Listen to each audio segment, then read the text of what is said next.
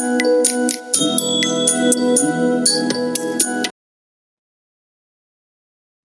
दोस्तों, मैं नवीन कुमार स्वागत करता हूं आपका आपके अपने चैनल अभ्यास मंत्र पे। हम लोग BPSC assistant professor and lecturer के प्रीवियस ईयर पेपर का सॉल्यूशन कर रहे हैं for the subject engineering mathematics. ये इस सीरीज का 6th वीडियो है। इससे पहले हमने 5 टॉपिक ऑलरेडी कवर कर चुके हैं। फर्स्ट है linear algebra, vector calculus, differential equation, complex function, और ये आज 6ठा वीडियो है जो कि है प्रोबेबिलिटी एंड स्टैटिक्स का। ठीक है, तो आज के क्लास में हम लोग प्रोबेबिलिटी एंड स्टैटिक्स से पूछे गए प्रीवियस ईयर पेपर का सॉल्यूशन करेंगे। तो चलिए शुरू करते हैं आज का क्लास। फर्स्ट क्वेश्चन है, if 3 unbiased coins are tossed then the probabilities of getting at least 2 tails and at most 2 tails are। तो सबसे पहले हम लोग समझेंगे एटलीस्ट और एटमोस्ट से क्या कहना चाह रहा है ये।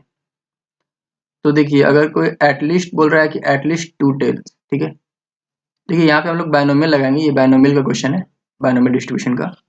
तो जब एटलीस्ट बोल रहा है तो आप मतलब कि एटलीस्ट 2 होने चाहिए, 2 या 2 से ज़्यादा हो सकते हैं। ठीक है, ये हो गया आपका एटलीस्ट 2। ठीक है, तो 3 कॉइन्स टॉस्ट हो रहे हैं तो यानी कि 2 हो सकते हैं या फिर 3 हो सकते हैं। और एटमोस्ट का मतलब हो गया कि 2 या 2 से कम। ठीक है, एटमोस्ट 2। यहाँ पर क्या हो सकते हैं, x हो सकता है 0, 1 और 2, और यहाँ क्या हो सकता है x आपका 2 और 3। ठीक है, ये समझना है। तो देखिए ऑप्शन को पहले हम लोग देखेंगे। तो जो एटलीस्ट वाले में 1/2, 1/2, 1/2 और 7/8 है, और एटमोस्ट वाले में सारे ऑप्शन अलग अलग हैं, 5/8, 3/8, 7/8, 1/2। तो यानी कि अगर हम सिर्फ एटमोस्ट भी निकाल लेते हैं तो हमारा आंसर निकल जाएगा। तो पहले हम लोग एटमोस्ट ही निकालते हैं। ठीक है, एटमोस्ट 2 यानी कि 0, 1 और 2। ठीक है, तो यहाँ से हम लोग देखते हैं, तो यानी कि हम लोग ले लेते हैं प्रोबेबिलिटी। इसका अगर हम लोग लेंगे तो x less than equal to 2। तो ये क्या करेंगे हम लोग, 3 कॉइन्स आर टॉस्ड है। तो देखिए फॉर्म आपको मैं बता दे रहा हूँ, NCR, ठीक है, P x ले लेते हैं इसको, NCX P x और Q आपका हो जाता है n-x। ठीक है, तो यहाँ पर जैसे ही हम लोग वो ले लेंगे x less than equal to, तो पहले 0 लेते हैं। तो 3 0, ये 1/2, ये आपका हो गया आपका सक्सेस का। ठीक है, P है प्रोबेबिलिटी ऑफ सक्सेस, तो 1/2 0, और हेड और टेल का दोनों की प्रोबेबिलिटी 1/2 ही होगा, तो यहाँ 1/2 हो जाएगा और यहाँ 3।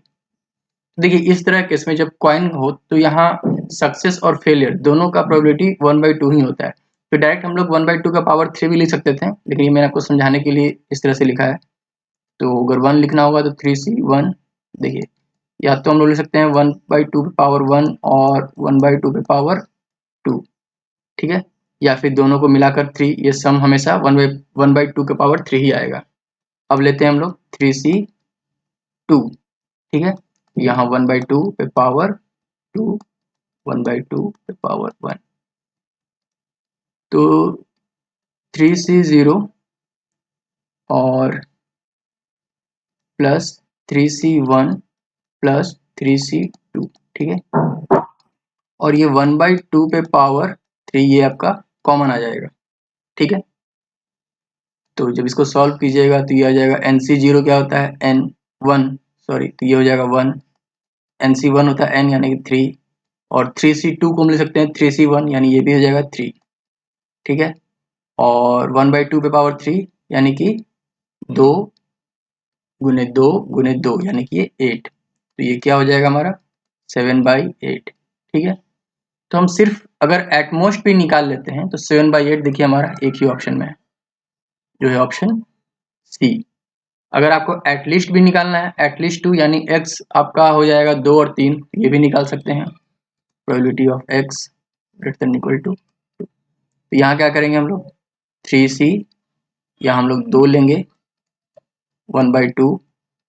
जैसे मैंने बताया कि आप या तो ले सकते हैं 1/2 का पावर 2 और 1/2 टू का पावर 1 या फिर 1/2 का पावर 3 भी ले सकते हैं, क्योंकि यहाँ पर दोनों इक्वल होता है। ठीक है, अब यहाँ पर लेंगे 3c3 1/2 का पावर 3 1/2 का पावर 0। ठीक है, इसको आप सम कीजिएगा तो 1/2 का पावर 3 यहाँ भी कॉमन आ जाएगा और यहाँ हो जाएगा 3c2 प्लस 3c3। तो ये हो जाएगा 1/8 इंटू यहाँ NC2 यानी 3c2, यानी इसको लिख सकते हैं 3c1 और वो क्या हो जाएगा 3, और 3c3 को 3c0 भी लिख सकते हैं और वो हो जाएगा 1। ठीक है, ये हो गया 4/8 यानी कि 1/2। ठीक है, ये कौन सा ऑप्शन देखिए सी ही आ गया। यानी अगर हमको इसमें तो देखिए जैसा ऑप्शन दिया हुआ है जो हम लोग सिर्फ एटमोस्ट निकाल कर भी आंसर ला सकते थे, लेकिन ये मैंने आपको समझाने के लिए दोनों बता दिया कि एटलीस्ट कैसे निकालेंगे और एटमोस्ट कैसे निकालेंगे। चलिए देखते हैं नेक्स्ट क्वेश्चन की तरफ। Question number 2। क्वेश्चन नंबर 2 जो हमारा है ये बोल रहा है कि box A contains 2 black and 3 red balls while box B contains 3 black and 4 red balls. Out of these two boxes, one is selected at random and the probability of choosing box A is double that of the box B. If a red ball is drawn from the selected box, then the probability that it has come from box B is.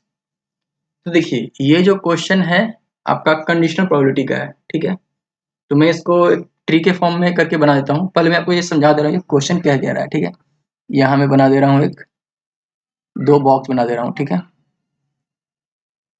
ये हो गया box ए और ये हो गया आपका box B.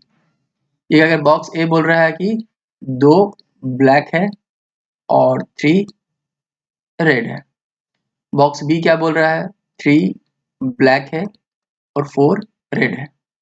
ठीक है, यहाँ देखिए आपको बोल रहा है if a red ball is drawn, यानी कि ये तो क्लियर है कि रेड बॉल, ये कंडीशनल प्रोबेबिलिटी मैंने बताया आपको। ये क्या हो जाएगा, probability of box B red.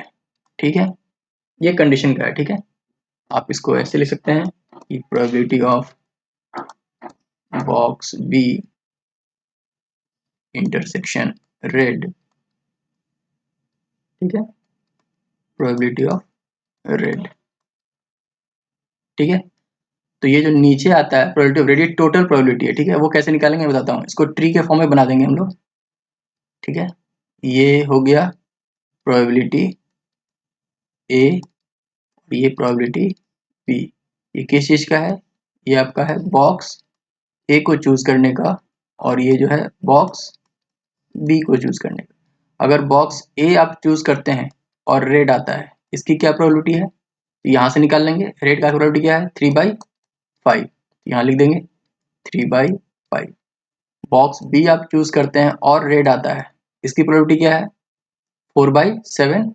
यहाँ देखिए 4 रेड है और टोटल 7 है, ये हो जाएगा 4/7। तो इसको हम लिख सकते हैं। अब हम लोग जो ये क्वेश्चन जो पूछ रहा है हमसे, बॉक्स बी बाई रेड। ठीक है, तो ऊपर हम लोग क्या करेंगे, हम लिखेंगे प्रोबेबिलिटी ऑफ, हमसे क्या पूछ रहा है, जो बॉक्स बी का, तो हम लोग प्रोबेबिलिटी ऑफ बॉक्स बी लिख लेते हैं इनटू ये मल्टीप्लिकेशन है 4/7। ठीक है, ये by total probability of red, तो वो क्या हो जाएगा, probability of A into 3/5 plus probability of B into 4/7। ठीक है, अब आपको क्या करना है, एक क्वेश्चन में अब देखिए यहाँ पे क्या कुछ हिंट्स दिया हुआ है कि probability of choosing boxing A is double that of the B. ठीक है, यानी कि अगर प्रोबेबिलिटी बॉक्स ए डबल है, यानी बी का अगर आप x लेते हैं तो a क्या लेना पड़ेगा आपको, 2x। कंडीशन आप समझ रहे हैं कि अगर आपको बोल रहा है प्रोबेबिलिटी ऑफ, अगर बॉक्स b जो है वो x है तो a उसका डबल एंड 2x है। ठीक है, तो हम लोग वही करते हैं, इसको x मान लेते हैं और इसको 4/7। ठीक है, तो यहाँ हो जाएगा 2x और 3/5 प्लस यहाँ पे क्या हो जाएगा x इंटू 4/7। ठीक है, तो x कॉमन ले लेंगे, ऊपर नीचे कट जाएगा। इसको सिंप्लीफाई करके हम लोग ऐसे ले सकते हैं 4/7/3 इंटू 2 6/5 प्लस 4/7, ठीक है। यानी कि हो गया 4/7 और नीचे क्या हो जाएगा, एलसीएम लीजिएगा 35 और ये 7 इंटू 6 42, 5 इंटू 4 20, यानी ये हो गया आपका 4/7 इंटू 62 इंटू 35, ठीक है। इसको आप काट दीजिएगा, 5 से कट जाएगा, ये 2 और 3 1 हो जाएगा, यानी कि 10/31, ठीक है। कौन सा ऑप्शन है? Option number D. ये कंडीशनल प्रोबेबिलिटी का क्वेश्चन है, इसको आप ट्री डायग्राम से आसान से बना सकते हैं कि बस कंडीशन देखना है कि क्या दिया हुआ है। जैसे कि अगर आपको बॉक्स ए प्रोबेबिलिटी ऑफ ए और बी दिया रहता तो आप उसको सिर्फ पुट कर देते हैं, लेकिन यहाँ पे कुछ ना देकर बस हिंट्स दिया हुआ है कि वो उसका डबल है, तो एक्स मान लीजिए, ऊपर नीचे कुछ भी मानिएगा तो वो कट जाएगा। इस तरह से सिंप्लीफाई करके आप आंसर तक पहुंच सकते हैं। तो उम्मीद ये समझ आया होगा। तो चलिए देखते हैं नेक्स्ट क्वेश्चन की तरफ। क्वेश्चन नंबर 3, ये देखिए बेस थ्योरम आपका जो है कंडीशनल प्रोबेबिलिटी में, वो आप बेस थ्योरम से बनता है। ये जो प्रॉब्लम था आपको, ये आप इसी थ्योरम से बनता है। देखिए इसमें मैंने जो आपको बताया वही इसको एक्सप्लेन किया गया है। जैसे कि प्रोबेबिलिटी ऑफ जो बी है वो इवेंट बी का है और ए जो है इवेंट ए का है। तो अगर आपको निकालना है कि प्रोबेबिलिटी ऑफ इवेंट बी, यानी जो इसमें बॉक्स था, जबकि कंडीशन दिया हुआ है कि वो रेड ही हो यानी आर, तो आप देखिए जो मैंने फॉर्मूला यूज किया था, probability of B into probability of R by B, probability of A into probability of R by A, इस तरह से आप बना सकते हैं, ठीक है। तो अगर आपको ये थ्योरी ध्यान रखिएगा, इस तरह के क्वेश्चन में ये अप्लाई करना है। तो नेक्स्ट क्वेश्चन देखते हैं हम लोग, क्वेश्चन नंबर 3। ये आपका क्या कह रहा है? क्वेश्चन नंबर 3 कह रहा है कि second moment about the origin is μ2 and the mean is mu, then the variance is given by. तो इसके लिए आपको कुछ थ्योरी में बता दे रहा हूं पहले कि थ्योरी में क्या है। देखिए second moment about the mean अगर पूछे आपसे तो उसको क्या कहते हैं? वो वेरिएंस को कहते हैं, ठीक है। अगर मीन के अबाउट सेकेंड मोमेंट पूछे तो वो हो गया वेरिएंस, और जो कि इसमें पूछ क्या रहा है अबाउट द ओरिजिन। तो अगर पूछ दे आपसे second moment about the origin जो इसमें पूछ रहा है, ठीक है, तो आप मैंने क्या बताया कि अगर मीन के अबाउट पूछे तो वो हो गया वेरिएंस, और फर्स्ट मोमेंट पूछे about the origin, first moment about the origin, तो वो क्या होता है? मीन, ठीक है। क्लियर हो गया? अगर first moment about the origin पूछे तो वो हो गया मीन, और second moment about the mean पूछे तो वो हो गया वेरिएंस। ये थ्योरी आप ध्यान रखिएगा, ठीक है। अब चलिए क्वेश्चन की तरफ आते हैं। तो हमसे क्या पूछ रहा है? हम पहले ये निकाल दे रहे हैं कि वेरिएंस जो हमको पता है कि second moment about the mean होता है, यानी कि हम ये निकाल दे रहे हैं variance, variance of X is equal to क्या होता है? ई एक्स माइनस म्यू का स्क्वायर। ये हो गया अबाउट द, आपको मैंने बोला था कि मीन के निकालेंगे तो क्या हो जाएगा? वेरिएंस हो जाएगा। ये वेरिएंस हो गया। अगर यही x माइनस 0 यानी ई टू पावर एक्स स्क्वायर होता तो ये क्या हो जाता? अबाउट ओरिजिन हो जाता है, जो कि इसमें पूछ रहा है, ठीक है। तो चलिए इसको हम सॉल्व करते हैं। तो यहाँ वेरिएंस को हम लोग डिनोट कर देते हैं सिग्मा स्क्वायर से, ठीक है। वेरिएंस सिग्मा स्क्वायर होता है, तो ये हम इसको अंदर में सॉल्व करते हैं तो ये क्या आ जाएगा? X square plus mu square minus 2 mu x, ठीक है। तो इसको हम लोग क्या लिख सकते हैं फर्दर?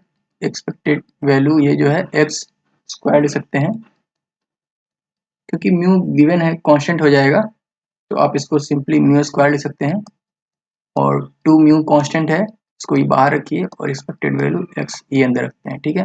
ये हो गया सिग्मा स्क्वायर। तो सिग्मा स्क्वायर देखिए ये अबाउट द ओरिजिन हो गया, ठीक है। जो second moment about the origin यही पूछ रहा है हमसे, ये निकालना है ई टू पावर एक्स स्क्वायर। इसको हम लोग यहाँ पे ऐसे रखते हैं, और ये म्यू स्क्वायर हो गया माइनस 2 म्यू।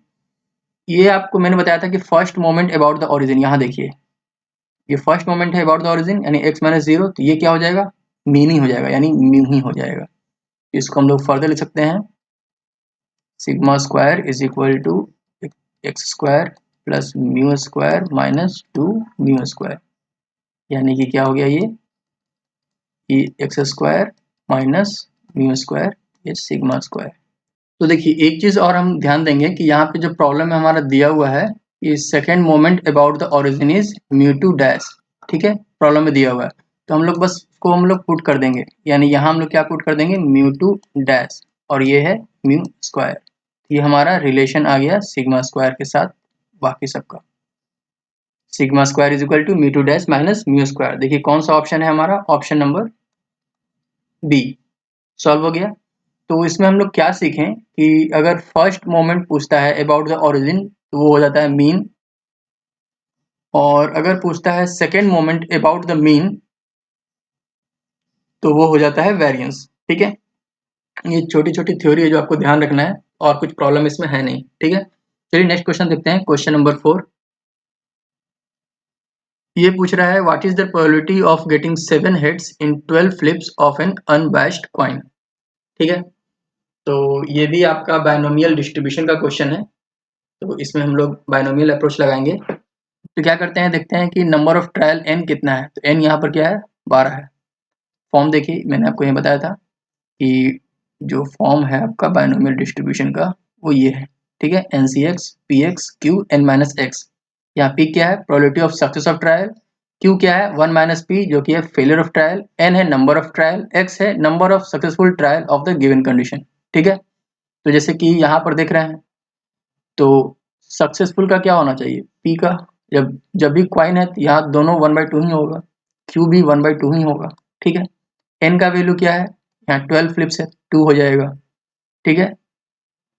7 हेड्स यानी x का वैल्यू क्या है 7 है, सारा वैल्यू निकल गया। अब हम लोग लगाते हैं प्रोबेबिलिटी ऑफ 7 हेड्स, ठीक है। तो n कितना है 12, c x कितना है 7, p कितना है 1/2 पावर 7, और ये कितना हो जाएगा 1/2 पावर 5। तो देखिए ये चीज ध्यान रखिए, आपको कैलकुलेशन भी सीखना है कि कैलकुलेशन कैसे करें, क्योंकि वहां पे आपको कैलकुलेटर नहीं मिलेगा, ठीक है। तो देखिए मैं कैसे कैलकुलेशन कर रहा हूँ, आपको भी इसी तरह से करना है। तो 12c7 1/2 पे पावर 12, ठीक है। तो 12c7 को क्या लिख सकते हैं हम लोग, 12c5 1/2 पे पावर 12 को लिख सकते हैं 10 इंटू 1/2 पे पावर 2, ठीक है। अब देखिए इसको हम लोग सॉल्व कर लेते हैं पहले। 12/5 यहाँ 11/4, 10/3, 9/2, 8/1, ठीक है। और 1/2 का पावर 10 इंटू 1/2 का पावर 2 यानी कि 4। तो ये इसको कट करते हैं, 5 और 2 10, यहाँ से 10 कट गया, 4 3 12 कट जाएगा, तो यहाँ से 4 और ये 2 हो जाएगा, ठीक है। तो कितना हो गया 99 इंटू 2, ठीक है। 2 का पावर 10 आपको याद होगा ये होता है आपका 1024, ठीक है। तो हम लोग वही यूज करेंगे, ये एप्टीट्यूड वगैरह में आप लोगों ने याद किया होगा, नहीं किया उससे ध्यान रखिएगा। ऐसे आप निकाल भी सकते हैं लेकिन ध्यान रहे तो टाइम आपका सेव होगा। तो ये क्या हो गया 99 5 और यहाँ 1024 है, तो इसको आप 2 से डिवाइड कर दीजिएगा तो 512 आ जाएगा। तो अब क्या करना है आपको, अब बस इसको डिवाइड करना है। तो जैसे ही 512 को आप डिवाइड कीजिएगा तो ये तो पॉइंट दीजिएगा 990, तो 1 बार में ही कटेगा। जैसे कि अगर आप 512 को अगर आप 990 से करते हैं तो क्या होगा 1 बार में ही जाएगा ये। तो 0.1 से देखिए कौन सा ऑप्शन है, सिर्फ एक ही ऑप्शन है जो कि 0.1 से है, आपको बनाने की जरूरत नहीं है। इसको सॉल्व कीजिएगा तो 0.19 कुछ आ जाएगा आपका, ठीक है। तो ये मैं कहूँगा कि आपको इस तरह से अप्रोच लेना है कि आपका टाइम बचे। क्विक कैलकुलेशन सबको करना है और पूरा आप कीजिएगा तो आपको समय काफी जाएगा। तो ऑप्शन को भी ध्यान में रख के हमको अप्रोच लेना है, ठीक है। तो इसका आंसर क्या हो जाएगा 0.19। चलिए नेक्स्ट क्वेश्चन देखते हैं, क्वेश्चन नंबर 5। क्वेश्चन नंबर 5 जो है वो पॉइजन डिस्ट्रीब्यूशन से है, ठीक है। पॉइजन डिस्ट्रीब्यूशन फॉर्मूला लगाएंगे। फॉर्मूला क्या होता है ये देख लीजिए, यहाँ पे फॉर्मूला है पॉइसन डिस्ट्रीब्यूशन का, e to the power minus lambda into lambda power X by X का फैक्टोरियल। वहाँ लेमडा क्या है, लेमडा हो जाता है mean value of occurrence within an interval, और जो x है प्रोबेबिलिटी ऑफ x क्या होता है, probability of x occurrence within an interval. ठीक है, अब जिसमें और तो कुछ प्रॉब्लम नहीं है, बस प्रॉब्लम हमको ये है जो कंडीशन दिया हुआ है x माइनस 3 जो है वो लेस देन मॉड जो है वो लेस देन 1। तो अगर आप वैल्यू पुट कीजिएगा तो x का सिर्फ एक ही वैल्यू आएगा जिसको रखने पे ये लेस देन 1 होगा, वो है क्या, 3। यानी 3 रखने पे ये 0 हो जाएगा जो कि 1 से कम है, बाकी आप कुछ भी रखिएगा तो 1 से बड़ा हो जाएगा। आपको अगर देखना है तो आप सॉल्व भी कर सकते हैं। कैसे सॉल्व करते हैं इसको, हम मॉड हटाएंगे तो ये आ जाएगा x माइनस 3 माइनस 1 से 1 के बीच में, तो आप दोनों साइड में +1 लेफ्ट हैंड साइड और राइट हैंड साइड दोनों तरफ से क्या कीजिएगा, +3 तो ये क्या हो जाएगा, -1 + 3 2 ये x, और यहाँ +3 4। तो x क्या हो रहा है, 2 और 4 के बीच में है, कौन सा टर्म है वो, x क्या है, 3 है। इस प्रॉब्लम में मेन चीज जो था वो x का वैल्यू फाइंड आउट करना था। x क्या है, अगर x 3 आपको पता चल गया, अब सीधे कुछ नहीं करना है, आपको फॉर्मूला यूज करना है, e to the power minus lambda into lambda पे पावर x बाई x का फैक्टोरियल। ये क्या हो गया आपका प्रोबेबिलिटी ऑफ x। ठीक है, लेमडा का वैल्यू यहाँ पे दिया हुआ है मीन 3 हो गया, x का वैल्यू हम लोग निकाल चुके हैं 3 है, पुट कर दीजिए e to the power minus 3 into 3 to the power 3 by 3 का factorial, e to the power minus 3 into 3 into 3 into 3 27 by 6। इसको फर्दर सॉल्व कीजिएगा तो क्या हो जाएगा, ये आपका हो जाएगा 9/2 into E to the power minus 3। ठीक है, 3 से कटेगा तो कट जाएगा, ये आपका हो जाएगा आंसर। कौन सा ऑप्शन है, option number B, 9/2 into E to the power minus 3।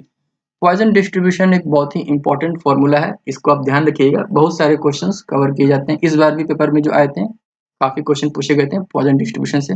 एक इंपॉर्टेंट डिस्ट्रीब्यूशन फॉर्मूला है प्रोबेबिलिटी का, इसको आप ध्यान रखिएगा, और उसमें बस फॉर्मूला याद रखना है और लैम्डा और एक्स का वैल्यू फाइंड आउट करना है, वो आपको क्वेश्चन में किसी न किसी फॉर्म में दिया रहेगा। ठीक है, चलिए नेक्स्ट क्वेश्चन देखते हैं, क्वेश्चन नंबर 6। देखिए ये भी बाइनोमियल डिस्ट्रीब्यूशन से है। ठीक है, ये बोल रहा है कि अ coin is tossed 5 times, probability of head is 1/2, the probability of exactly 2 heads is. ठीक है, तो हम लोग क्या करेंगे, पहले देखते हैं कि कितनी बार कॉइन टॉस हो रहा है, जो n है वो क्या है, तो n यहाँ पे मेरा है 5। ठीक है, p क्या है हेड का, ये है 1/2, तो जो आपका जो q है वो क्या आ जाएगा, यानी कि प्रोबेबिलिटी ऑफ जो टेल है वो क्या हो जाएगा, ये भी 1/2, 1 माइनस 1/2। ठीक है, अब हम लोग सीधे फॉर्मूला लगाएंगे, NCR p पे power r q n minus r। मैंने आपको बताया था कि अगर p और q दोनों सेम हो, जैसे कि क्वाइन के टेस्ट में होता है अनबाइस्ड, अगर क्वाइन रहे तो उसके केस में वही होता है। ठीक है, तो उस केस में आप सिंपल आप सम भी कीजिएगा तो कोई प्रॉब्लम नहीं होगा। जैसे कि मैं अगर यहाँ पे करके दिखाता हूँ आपको, ये 5 एग्जैक्टली 2 हेड, तो यहाँ 2 करता हूँ और सीधे मैं अगर 1/2 का पावर 5 भी लिख सकता हूँ। ठीक है, कोई फर्क नहीं पड़ेगा आंसर में, लेकिन मैं आपको बताने के लिए फिर बता दे रहा हूँ कि कैसे आएगा। 5 से 2 कीजिएगा, 1/2 का पावर 2, फिर 1/2 का पावर 3। अब देख रहे हैं यहाँ पे सम 5 ही आ रहा है, तो क्वाइन के केस में जब अनबाइस्ड क्वाइन जब टॉस करते हैं तो p और q दोनों 1/2 ही होता है, तो आप सीधे उसको सम भी कर सकते हैं, जो n का टर्म है वही ला सकते हैं। ठीक है, तो अब इसको सॉल्व करते हैं, 5/2 4/1 1/2 का पावर 5। ठीक है, इसको आप काटिए, 2 आएगा, ये आ गया 10, और 2 का पावर 5 इसको सॉल्व कीजिएगा तो क्या आ जाएगा, आपका आ जाएगा 32। ठीक है, तो ये हो गया 5/16 आंसर। ठीक है, कौन सा ऑप्शन है, ऑप्शन नंबर सी, 5/16। कुछ नहीं करना है इसमें, बाइनोमियल डिस्ट्रीब्यूशन का फॉर्मूला सिर्फ यूज करना है। फिर नेक्स्ट क्वेश्चन देखते हैं, क्वेश्चन नंबर 7। देखिए ये स्टैटिक्स का क्वेश्चन है, इसमें स्टैटिक्स में आपको मीडियन, मोड और मीन 3 चीज पढ़ना है। ठीक है, तो ये मीडियन से क्वेश्चन है, ये बोल रहा है in a batch of 15 students 5 students failed in a test, the marks of 10 students who passed were 9, 6, 8, 8, 7, 7, 9, 6, 5, 4. What was the median of all the 15 students? तो सबसे पहले मीडियन में हम लोग क्या करते हैं, डेटा को असेंडिंग ऑर्डर में अरेंज कर लेते हैं, ठीक है। तो अरेंज कर लेते हैं, तो जो डेटा दिया हुआ है हम लोगों को उसको अरेंज कीजिएगा तो आएगा 4 5 6 6 दो बार है और 7 भी 2 टाइम्स है, 8 भी 2 टाइम्स है और 9 भी 2 टाइम्स है। ये कितने नंबर हो गए, 1 2 3 4 5 6 7 8 9 10, 10 स्टूडेंट्स का दिया हुआ है ये डेटा। 5 स्टूडेंट्स जो हैं वो फेल कर गए, मिनिमम मार्क्स यहाँ 4 है, जो फेल किए होंगे उनका मार्क्स जो भी होगा वो 4 से कम होगा, तो इधर ही होगा, लेफ्ट हैंड साइड में ही होगा, ठीक है। ये तो हो गया, यानी ये हमारे टोटल हो गए, यहाँ 5 ले लेता हूँ, ठीक है। ये हो गए 5 डेटा और यहाँ पे 10, यानी टोटल 15 स्टूडेंट्स हो गए। अब मीडियन जो है वो कैसे निकालते हैं, तो आप यहाँ देखिए, अगर कोई n जो है वो इवन नंबर है तो n बाई 12th टर्म जो होता है वो होता है मीडियन, और अगर ऑड नंबर है तो n plus 1 by 12th term होता है वो मीडियन होता है। यहाँ n क्या है 15, जो कि एक ऑड है, तो क्या हो जाएगा 15 प्लस 1 बाई 2 यानी कि 16 बाई 2 यानी कि 8th टर्म, ठीक है। एट्थ टर्म क्या होगा वो देखना है। तो देखिए पहले तो 5 यही हो गए, 1 2 3 4 5, जो कि 4 से कम है, ये हो गया। सिक्स्थ ये हो गया, सेवेंथ ये हो गया, एट्थ ये हो गया, यानी एट्थ टर्म जो हमारा क्या हो गया 6। समझ रहे हैं कैसे निकाला मैंने, n 15 प्लस 1 16 बाई 2 कर दिया, 8 आया, तो एट्थ टर्म जो होगा वो मीडियन होगा। 5 यहाँ पहले से दिया हुआ है कि जो फेल कर चुके हैं उनका मार्क्स इधर होगा 4 से कम, सिक्स्थ 4 होगा, सेवेंथ 5 और फिर एट्थ होगा वो 6 होगा, ठीक है। 9th टर्म भी 6 ही है, तो हमारे से क्या पूछा है मीडियन, जो कि है इसका ये ऑप्शन नंबर 4 6, ठीक है। क्लियर है। चलिए नेक्स्ट क्वेश्चन देखते हैं, क्वेश्चन नंबर 8। ये देखिए लेक्चर में पूछा गया था, लेक्चर के एग्जाम का अभी तक जो मैंने सॉल्व किया वो है असिस्टेंट प्रोफेसर का क्वेश्चन था, ये लेक्चर में पूछा गया था। ये मोड से है, तो मोड में आपको मैं पहले बता देता हूँ कि मोड क्या होता है, जो mean of the range which has the maximum number of occurrence, ठीक है। इसका देखना है कि सबसे ज्यादा जो अकरेंस हो रहा है फ्रीक्वेंसी जो है वो मोड कहलाती है, उसी वाले रेंज को हमको देखना है। तो यहाँ पे 7 है, 10 है, 16 है, 32 है, 24 है, 18 है, 10 है, 5 है, 1 है, सबसे ज्यादा कौन सा है 32। नंबर ऑफ स्टूडेंट्स ज्यादा कौन से हैं 32। मार्क्स रेंज कौन सा है 16 से 20। तो अब हम क्या करेंगे, हमको क्या देखना है कि 16 से 20 देखना है, ठीक है। तो हमको सबसे ज्यादा तो 32 है, तो हमको मोड निकालना है, तो मीन ऑफ द रेंज, तो रेंज कौन सा है 16 से 20, इसका मीन क्या होगा आपको क्या होगा 16 प्लस 20 बाई 2, ये इसका मीन हो जाएगा, यानी कि 36 बाई 2 यानी कि 18। अगर रेंज में दिया हो इस तरह से डेटा तो क्या करते हैं हम लोग, मीन ऑफ द रेंज, यहाँ देखिए mean of the range which has the maximum number of occurrence, तो मैक्सिमम नंबर ऑफ अकरेंस था हमारा 32, जो कि 16 से 32 वाले के रेंज में, तो इसका हमने मीन निकाल दिया, 16 और 20 का मीन निकाला तो वो क्या आ गया 18। तो हमारा आंसर क्या हो जाएगा 18, ऑप्शन नंबर ए, ठीक है। नेक्स्ट क्वेश्चन देखते हैं, क्वेश्चन नंबर 9, ठीक है। यहाँ एक कंसेप्ट आपको मुझे बताना है कि दो एक टर्म ध्यान रखना है प्रोबेबिलिटी में, एक होता है इंडिपेंडेंट इवेंट और एक होता है म्यूचुअली एक्सक्लूसिव इवेंट या म्यूचुअली डिसजॉइंट इवेंट, ठीक है। जैसे कि अगर मैं यहाँ देखता हूँ यहाँ के केस में, तो या फिर मैं ऐसे ही सिंपल ले रहा हूँ कि ए इंटरसेक्शन बी, ठीक है। तो अगर मैं ले रहा हूँ कि म्यूचुअली एक्सक्लूसिव है तो ये 0 हो जाएगा, कब हो जाएगा जब ये म्यूचुअली एक्सक्लूसिव रहे, एक्सक्लूसिव इवेंट, या फिर इसको हम लोग कहते हैं म्यूचुअली डिसजॉइंट इवेंट। मतलब कि ए और बी में कुछ भी कॉमन नहीं है, ठीक है, दोनों में कॉमन कुछ भी नहीं है, जीरो है, कॉमन जो है वो जीरो है, नल है। तो इस ऐसे केस में हम लोग क्या कहते हैं इसको, ये हो जाएगा आपका म्यूचुअली डिसजॉइंट, ठीक है। और एक होता है इंडिपेंडेंट, तो उस केस में अगर क्या हो जाएगा probability of A into probability of B, ये कब हो जाएगा जब हो जाएगा हमारा इंडिपेंडेंट इवेंट, ठीक है। ये चीज को आप ध्यान रखिएगा, ठीक है। यहाँ भी देख रहे हैं कि प्रोबेबिलिटी ऑफ आर को हम लोग जो फॉर्मूला जो होता है आर इंटरसेक्शन एस, ये हम लोग ऐसे लिखते हैं, ठीक है। तो ये लिख लेते हैं हम लोग। अब सॉल्व करते हैं। यहाँ पे क्या है, हमारा कुछ डेटा दिया हुआ है, प्रोबेबिलिटी ऑफ आर दिया हुआ है 0.4, एस पी माना हुआ है, और आर यूनियन एस दिया हुआ है 0.6, ठीक है। तो हम पहले फॉर्मूला लिख लेते हैं आर यूनियन एस का। वो होगा probability of R plus probability of S minus probability of R intersection S. तो इसका वैल्यू कितना है 0.6, इसका है 0.4, और ये पी दिया हुआ है, ठीक है। इसका हमको पता नहीं है, हम ऑप्शन देखते हैं। 0.2 when R and S are independent. अभी हम बताएं कि इंडिपेंडेंट होगा तो probability of A into B यानी आर इंटू एस हो जाएगा, तो जो कि 0 तो नहीं है। अगर 0.2 रखेंगे इसका वैल्यू पी का, तो ये तो कुछ टर्म आ जाएगा, यानी कि पहला ऑप्शन नहीं है।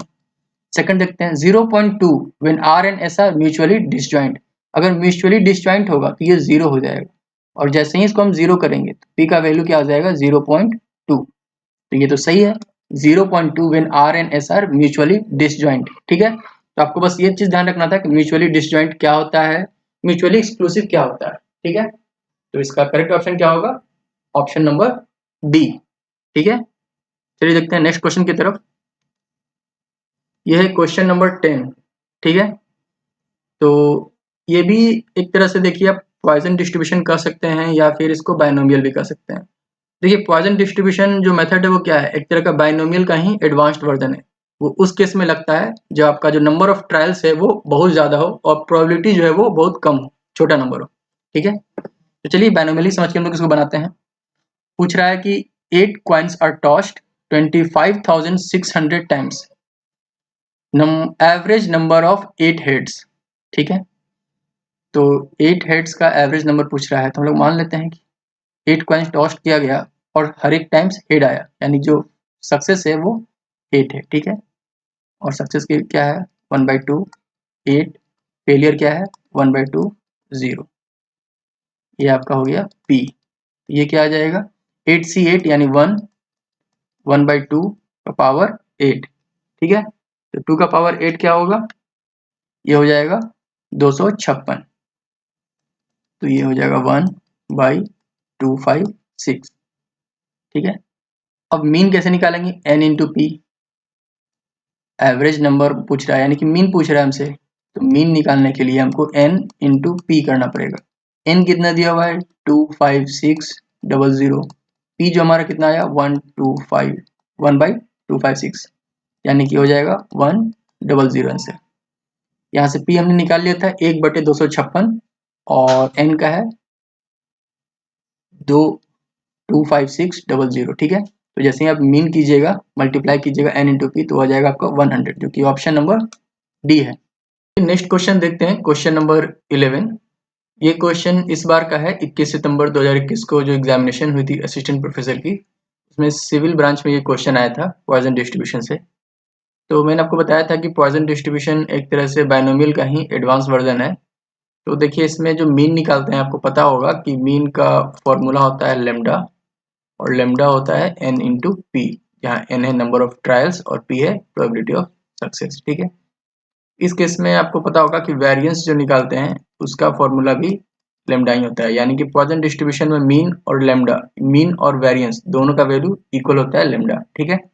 तो इसमें क्या होगा option, option number A m is equal to N P, mean का वैल्यू एन पी के बराबर होगा। चलिए देखते हैं नेक्स्ट क्वेश्चन, क्वेश्चन नंबर 12। ये भी सिविल ब्रांच में ही पूछा गया था।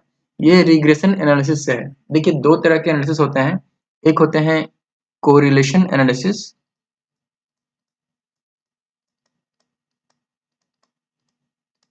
और दूसरा होता है आपका रिग्रेशन एनालिसिस, ठीक है। तो ये क्वेश्चन है रिग्रेशन एनालिसिस से। तो इसमें पूछ रहा है कि the variable that is being predicted is. तो देखिए इसमें दो वेरिएबल होते हैं एक्स और वाई। आपको पता होगा जब हम लोग लाइन ड्रॉ करते हैं इसका रिग्रेशन लाइन, तो वो होता है y is equal to A plus B X, ठीक है। तो x के किसी वैल्यू के लिए आप y का वैल्यू डिटरमाइन करते हैं, ठीक है। तो एक होता है डिपेंडेंट और एक होता है आपका इंडिपेंडेंट। तो y जो है वो डिपेंडेंट वैल्यू है, वेरिएबल है, इसको हम लोग रिस्पॉन्स भी कहते हैं। तो पूछ रहा है कि the variable that is being predicted is, तो वो होगा रिस्पॉन्स और डिपेंडेंट वेरिएबल। ठीक है, ये वेरिएबल हम लोग को पता होता है x, और x के कॉरस्पॉन्डेंस हम लोग y प्रिडिक्ट करते हैं। तो चलिए देखते हैं नेक्स्ट क्वेश्चन। नेक्स्ट क्वेश्चन है 13, ये कोरिलेशन एनालिसिस से है। तो मैंने भी बताया था आपको दो तरह के एनालिसिस होते हैं। तो कोरिलेशन एनालिसिस में देखिए हम लोग पढ़ते हैं जो एक दो तरह का ग्राफ होता है। ठीक है, एक होता है आपका जब फॉर्म जो है इस तरह से जाता है। ठीक है, इसको कहते हैं हम लोग कोफिशिएंट ऑफ कोरिलेशन जब +1 होता है, जैसे इसको y और x ले लेते हैं।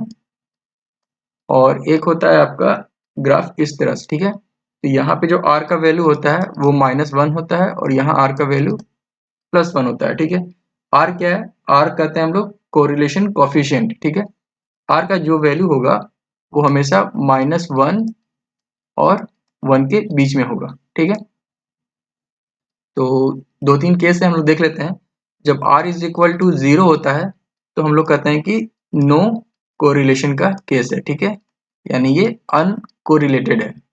और अगर r इज इक्वल टू 1 है तो हम लोग कहते हैं कि परफेक्ट पॉजिटिव कोरिलेशन है। ठीक है, और अगर r इज इक्वल टू -1 होता है तो कहते हैं क्या कि परफेक्ट निगेटिव कोरिलेशन है। ठीक है, मतलब आपका r का वैल्यू जो है -1 से 1 के बीच में हो सकता है। 0 होगा तो नो कोरिलेशन, 1 होगा तो परफेक्ट पॉजिटिव, और -1 होगा तो परफेक्ट निगेटिव, और 0 से 1 के बीच में होगा तो सिर्फ पॉजिटिव, और -1 से 0 के बीच में होगा तो निगेटिव। ठीक है, तो इस केस में हमारा क्या दिया हुआ है, if the correlation coefficient between two variable x and y is -1। देखिए यहाँ -1 दिया हुआ है। ठीक है, तो ये तो क्लियर है कि हमारा ये रिलेशन तो है ही, इसमें कोरिलेशन आपका तो है, -1 हो या +1 हो दोनों ही होता है। बस 0 होगा तो ये अनकोरिलेटेड होगा, यानी कि a जो है वो नहीं है, अनकोरिलेटेड यहाँ पे नहीं है। ठीक है, तो कौन सा ऑप्शन सही होगा, option number C, x and y are linearly related. ठीक है, यहाँ पे ये वाला केस हम लोग देख रहे हैं, ये वाला केस। ठीक है, चलिए देखते हैं नेक्स्ट क्वेश्चन। क्वेश्चन नंबर 14, ये देखिए ये भी इसी बार का क्वेश्चन है। ये electrical and electronics engineering branch में पूछा गया था क्वेश्चन। ये पूछ रहा है कि x is a random variable है, तो विथ मीन 12 एंड वेरिएंस 25, तो e(x²) का वैल्यू क्या होगा। देखिए मैंने कुछ देर पहले एक क्वेश्चन सॉल्व किया था जिसमें एक रिलेशन आया था, σ² is equal to μ2 dash minus μ1। ठीक है, ये रिलेशन पूछा भी था। और ऐसे भी आपको पता होगा कि σ² क्या होता है, e(x² माइनस e(x) का स्क्वायर। ठीक है, यही होता है। तो σ² क्या होता है, σ² होता है आपका वेरिएंस। तो वेरिएंस का वैल्यू कितना दिया हुआ है, 25। ठीक है, और ये हमसे पूछ रहा है और क्या दिया हुआ है, मीन। तो मीन का वैल्यू देखिए 12 दिया हुआ है, तो 12 का हम लोग क्या कर देंगे, स्क्वायर। तो जो हमारा आएगा e(x²) वो हो जाएगा 12 का स्क्वायर प्लस 25, यानी कि 144 प्लस 25 यानी 169। ठीक है, ये एक रिलेशन है, आपको याद होगा, और नहीं याद है तो आप इसे याद रखिएगा। ये बहुत ही, अभी इसके पहले भी एक स्लाइड में ये क्वेश्चन आ चुका था, पिछले बार रिपीट हो चुका है ये क्वेश्चन। तो बस ये रिलेशन आपको ध्यान रखना है। ठीक है, तो इसका आंसर क्या होगा, option number D, 169। Next question देखते हैं, क्वेश्चन नंबर 15। ये भी इलेक्ट्रिकल एंड इलेक्ट्रॉनिक्स ब्रांच में ही पूछा गया था इस बार। ये बता रहा है हमसे कि मीन ऑफ पॉइजन डिस्ट्रीब्यूशन 25 है, तो उसका स्टैंडर्ड डेविएशन क्या होगा। देखिए अभी मैंने आपको बताया था कि जब पॉइजन डिस्ट्रीब्यूशन होता है तो इसका क्या फॉर्म होता है आपका, ये फॉर्म होता है e⁻⁻ lambda power x by x factorial. ठीक है, इसका मीन क्या होता है, लैम्डा, और जो वेरिएंस है वो क्या होता है, लैम्डा। यानी यहाँ पे दोनों ही लैम्डा होता है, मीन और वेरिएंस। तो हमसे क्या दिया हुआ है, क्वेश्चन दिया हुआ है कि मीन 25 है तो स्टैंडर्ड डेविएशन क्या होगा। तो देखिए मीन अगर 25 है तो ये तो क्लियर है कि वेरिएंस भी 25 होगा, और जो स्टैंडर्ड डेविएशन होता है वो क्या होता है, अंडर रूट वेरिएंस। ठीक है, तो अंडर रूट 25 कर देंगे, क्या आ जाएगा आंसर, 5। कौन सा ऑप्शन है? ऑप्शन नंबर ए 5। चलिए देखते हैं नेक्स्ट क्वेश्चन। Next question 16। ये देखिए नॉर्मल डिस्ट्रीब्यूशन का क्वेश्चन है, ठीक है। नॉर्मल डिस्ट्रीब्यूशन का तो फॉर्म होता है, फॉर्मूला आपको पता ही होगा, लेकिन फॉर्मूला से ज़्यादा आपको ग्राफ का यूज आता है प्रॉब्लम को सॉल्व करने में। तो मैं आपको थोड़ा सा ग्राफ बता देता हूँ यहाँ पर।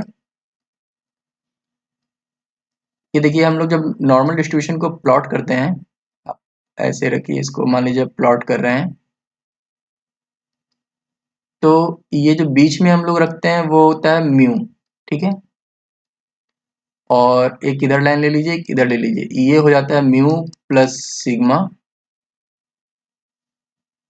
और इधर ले लीजिए म्यू प्लस 2 सिग्मा, ये हो गया mu plus 3 sigma, mu minus sigma, mu minus 2 sigma, mu minus 3 sigma, ठीक है। तो ये हो गया आपका मीन, और ये जो वैल्यू होता है ये आप याद रखिएगा 67.8% होता है, और यहाँ से यहाँ तक की वैल्यू 95% होती है, और यहाँ से यहाँ का वैल्यू मेरे ख्याल से 99.7% होता है, ठीक है।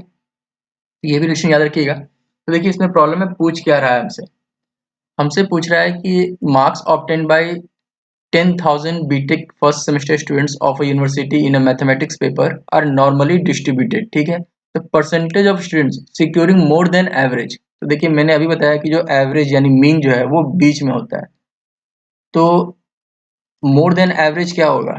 ये वाला पार्ट, यानी पूरा अगर 100% है तो 50% क्या हो गया आपका मोर देन, और 50% लेस। और ऐसे भी आपको पता है मीन जब भी निकालते हैं तो मिडिल पार्ट होता है, मीन का मतलब ही है मिडिल पार्ट, ठीक है। तो उसको ऐसे भी देख सकते हैं, और नहीं तो अगर ग्राफ से अगर ध्यान रखिए, क्योंकि यहाँ पे प्रॉब्लम में दिया हुआ है नॉर्मली डिस्ट्रीब्यूटेड, तो आप ये भी देख सकते हैं कि मीन जब बीच में है तो पूछ रहा है मोर देन एवरेज मार्क्स, यानी कि मोर देन 50%, यानी कौन सा ऑप्शन हो जाएगा? ऑप्शन नंबर बी, ठीक है। और ये रिलेशन भी याद रखिएगा, ठीक है। ये जो मैंने ग्राफ बताया है ये इसको ध्यान रखिएगा कि बीच में मीन होगा, फिर mu plus sigma, mu plus 2 sigma, mu plus 3 sigma, ठीक है। चलिए देखते हैं next question. Next question civil engineering का है। ये भी देखिए नॉर्मल डिस्ट्रीब्यूशन से ही है। देखिए इसमें भी जो मैंने भी ग्राफ बताया था उसका यूज है। देखिए पहला केस दिया हुआ है कि if x1 and x2 follow normal distribution with parameters 1 2 and 0 1। तो देखिए पैरामीटर्स क्या है ना, यहाँ पे जो म्यू और सिग्मा है ये पैरामीटर्स, ठीक है। तो and 0 1, then which of the following statement is true. चलिए हम लोग वही करते हैं, ग्राफ बना के देख लेते हैं। तो x1 के लिए देखते हैं, ये वाला x1 के लिए, ठीक है।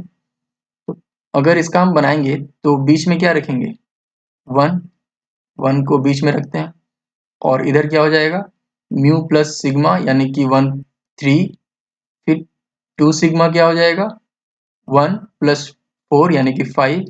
सिमिलरली इधर जाएगा 1 माइनस 2 सिग्मा यानी कि 1 माइनस 2, 1 माइनस सिग्मा पहले ले लेते हैं, ठीक है। तो 1 माइनस 2 हो जाएगा -1, फिर वैसे ही क्या हो जाएगा 1 माइनस 2 सिग्मा यानी कि 1 माइनस 4 यानी -3, ठीक है, समझ रहे हैं। तो इस तरह से चलेगा। तो हमसे पूछ रहा है कि अगर प्रोबेबिलिटी ऑफ x1 यानी कि अगर ये ले लेते हैं ग्रेटर देन 0, तो देखिए जब हम लोग इसको प्लॉट करेंगे इस ग्राफ को, तो ग्रेटर देन 1 यानी ग्रेटर देन मीन, ये पता है इधर वाला पार्ट कितना हो जाएगा 50%। तो 0 कहीं इसके बीच में होगा यहाँ, यानी कि हम लोग यहाँ से लेंगे तो ये पार्ट एक्स्ट्रा और ऐड हो गया, ये क्या हो जाएगा? ये ग्रेटर देन 50% हो गया ना, क्योंकि अगर मीन से लेते हैं तो 50% होता है, लेकिन यहाँ हम 0 ले रहे हैं, x1 ग्रेटर देन 0, तो ये मोर देन 50% हो जाएगा। अब अगर हम लोग देखते हैं सेकेंड पार्ट, ठीक है, जो कि है पैरामीटर 0 1, यानी कि यहाँ पे जो मीन है वो 0 है, और नेक्स्ट क्या है 1, यहाँ 2, यहाँ म्यू प्लस आपका जैसे ही 1 प्लस 2 सिग्मा, ये mu plus sigma, mu plus 2 sigma, यहाँ पे प्लस 3 सिग्मा यानी कि 3, ठीक है। वैसे यहाँ जाएगा -1 -2 और -3। जब इसको प्लॉट कीजिएगा आप इस तरह से, तो यहाँ पूछ रहा है अगर यहाँ पे इस केस में निकालते हैं x2 ग्रेटर देन 0, तो ये क्या हो जाएगा? ये वाला पार्ट हो जाएगा, क्योंकि मीन ही यहाँ पर 0 है, तो तो यहाँ पर आपका हो जाएगा इक्वल टू 50%। तो देखिए आप यहीं से कंपेयर कर सकते हैं कि x1 greater than 0 more than 50% है और x2 ग्रेटर देन 0 का प्रोबेबिलिटी क्या है 50% है। तो कौन सा ऑप्शन सेटिस्फाई कर रहा है इसको? तो ऑप्शन नंबर सी देखिए, probability of x1 greater than 0, जो ये वाला पार्ट है वो 50% से ज़्यादा है और ये 50% है, यानी कि सी जो हमारा ऑप्शन सेटिस्फाई कर रहा है। यानी अगर x ग्रेटर देन 0 लिखते हैं तो ये वाला केस में फर्स्ट में मोर देन 50% आएगा। तो देखिए ग्राफ से ये काफ़ी आसान हो जाता है, इसलिए आपको मैंने बोला कि इसको जब भी क्वेश्चन आए नॉर्मल डिस्ट्रीब्यूशन का तो आपको ग्राफ दिमाग में रखना है, ठीक है। वो म्यू मैंने बताया था अभी जो पिछले स्लाइड में देख लीजिए आप, जो mu plus sigma, mu plus T sigma, ये आप ध्यान रखिएगा। परसेंटेज भी जहां तक हो सके आप याद रखिएगा तो फायदा ही मिलेगा। तो चलिए देखते हैं नेक्स्ट क्वेश्चन। नेक्स्ट क्वेश्चन है ये क्वेश्चन नंबर 18। क्वेश्चन नंबर 18 है ये आपका, यहाँ पे देखिए ये सिविल में नहीं, ये CS में पूछा गया था, कंप्यूटर साइंस के पेपर में ये क्वेश्चन पूछा था, ठीक है। ये क्वेश्चन पॉइसन डिस्ट्रीब्यूशन से है। पूछ रहा है let a book of 600 pages contain 40 printing mistakes, let these errors be randomly distributed throughout the book and are the number of errors per pages has a Poisson distribution. The probability that 10 pages selected at random will be free from error is। देखिए यहाँ e⁻⁻⁻³ का value भी इसने दे रखा है। सबसे पहले हम लोग समझते हैं प्रोबेबिलिटी, यहाँ पर पॉइसन डिस्ट्रीब्यूशन है, ठीक है। तो पॉइसन डिस्ट्रीब्यूशन में जब निकालेंगे तो उसका फॉर्मूला क्या होता है, e⁻⁻⁻, का power x by x factorial, ठीक है। x क्या होता है यहाँ पर, जिसका प्रोबेबिलिटी हमें निकालना होगा, ठीक है। तो सबसे पहले देखते हैं लेमडा का वैल्यू। लेमडा का वैल्यू होता है n इंटू पी, उसके लिए हमें n की जरूरत पड़ेगी। तो n का वैल्यू क्या है, n का वैल्यू यहाँ दिया हुआ है the probability that 10 pages selected at random, तो n क्या है हमारा 10। p प्रोबेबिलिटी क्या है, एरर का देखिए प्रोबेबिलिटी क्या है, प्रोबेबिलिटी ऑफ एरर आप देखिएगा तो 40 प्रिंटिंग मिस्टेक है आउट ऑफ 600 पेजेस। तो प्रोबेबिलिटी ऑफ एरर या मिस्टेक कहिए, ये क्या हो जाएगा 4/60 यानी कि 1/15। जब हम मीन निकालेंगे लेमडा, वो क्या हो जाएगा 10 इंटू 1/15 यानी कि 2/3, ठीक है। अब हम पुट करते हैं, यानी कि अब हम निकालते हैं प्रोबेबिलिटी जिसमें एरर होने का। तो एरर होने का प्रोबेबिलिटी जब निकालेंगे तो हम लोग e⁻⁻2/3 इंटू 2/3 x क्या है यहाँ पर, तो जितने पेज का एरर अगर पूछेगा वो x का वैल्यू होगा, लेकिन यहाँ पूछ रहा है will be free from error, यानी कि जीरो एरर होना चाहिए। ये मैंने निकाला है प्रोबेबिलिटी एरर का 1/15, और अगर जीरो एरर पूछ रहा है यानी x का वैल्यू यहाँ पे जीरो हो जाएगा, ठीक है। यहाँ भी जीरो का फैक्टोरियल, ठीक है। तो जीरो का फैक्टोरियल है 1 हो जाएगा, पावर जीरो ये भी 1 हो जाएगा, तो ये क्या हो जाएगा e⁻⁻2/3। अब देखिए e⁻⁻1/3 का वैल्यू यहाँ पे इसने दे रखा है, तो हम क्या करेंगे e⁻⁻1/3 का स्क्वायर कर देंगे। सेम चीज है, ये क्या हो जाएगा 0.71 का स्क्वायर, जो कि आएगा हमारा 0.50 के पास, ठीक है। तो कौन सा ऑप्शन हो जाएगा हमारा, ऑप्शन नंबर बी। तो इस तरह हमने टोटल 18 क्वेश्चन सॉल्व किए, कुछ प्रीवियस ईयर, कुछ इस बार के जो आए हुए थे अदर ब्रांचेस में, उसको भी सॉल्व किया हम लोगों ने। तो उम्मीद है आपको ये वीडियो पसंद आया होगा, और अगर वीडियो पसंद आया तो वीडियो को लाइक करें, अपने दोस्तों के साथ शेयर करें, और अगर आप चैनल पर नए हैं तो चैनल को सब्सक्राइब करें। Thank you.